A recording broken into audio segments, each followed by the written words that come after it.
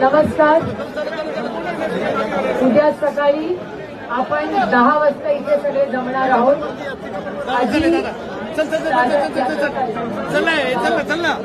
गावातून बरं, मग आपण 10 वाजता इथे सगळे जमूया. दादांना दादा पण आपल्याबरोबर 10 वाजता इथे येतील आणि 11 वाजता हा अंत्यविधी 11 वाजता उद्या आहे. तर 10 वाजता आपण सगळे इथे जमूया. आता डॉक्टरांच्या आणि कलेक्टर साहेबांनी असं सांगितलेलं आहे की आपल्याला दादांना परत न्यायला लागतंय हॉस्पिटलमध्ये.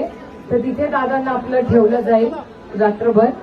मग सकाळी ठीक आहे. मग 10 वाजता इथे 10 वाजता उद्या सकाळी आपण इथे सगळ्यांनी जमायचंय. 11 वाजता उद्या अंत्यविधी आहे. कुणाला गैरसोय झाली असेल तर मी मनापासून दिलगिरी व्यक्त करते.